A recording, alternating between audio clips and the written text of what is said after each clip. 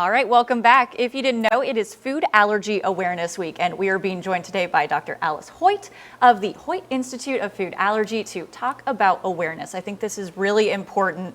A lot of people affected by this. Let's start just what are food allergies? How do you identify if you may have one? Such a good question. A food allergy is when your immune system is responding inappropriately to a food. And so anytime if you think a food is causing your body to do something it shouldn't be doing, then you should talk with your doctor. What are some common food allergies for folks who may not know? Absolutely. So behind us we have peanut, very common food allergy, tree nuts, eggs, milk, soy, wheat, shellfish, finfish. Also sesame is a very common food allergy. So how do you identify if you maybe have one of these allergies? Because you hate to think you eat a peanut and then you have this dramatic allergic reaction. That can be dangerous. Right, absolutely. That can be dangerous. There are a few different types of food allergies. The most common ones we see are the anaphylactic food allergies, which means if you ingest something like a peanut, then you can pretty quickly develop hives, swelling, trouble breathing.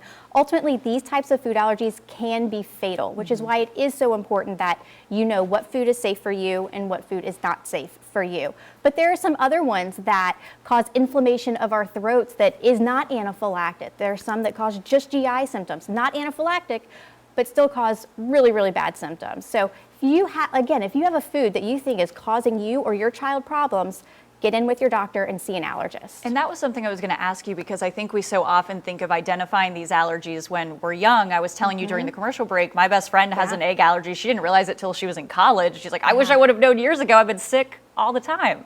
So food allergies, we do know that about 8 to 10% of kiddos have food allergies.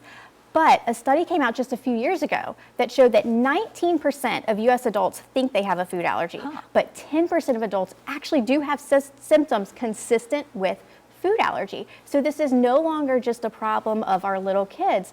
Kids who had food allergies are growing up with them, and adults are developing food allergies, the most notorious one being shellfish, developing a shellfish allergy in your 40s, 50s, after you've enjoyed crawfish your whole life. That's what I was going to say. Here in Southeast Louisiana, that's like the worst one we want to hear. Do tell me though, quickly, are these treatable? What can people do? Yes, so absolutely. If you have an anaphylactic food allergy, you want to have your emergency medicine on you called epinephrine, EpiPen, Auvi-Q, whatever it is, so that if you have an emergency, you can treat that. But we do have what's called oral immunotherapy and sublingual immunotherapy, treatments to actually make people who have these anaphylactic food allergies significantly less allergic, to where they're actually eating their allergen. Wow. Yeah. Well, that's good news for people. And Dr. Alice Hoyt, we really appreciate you being here. Such important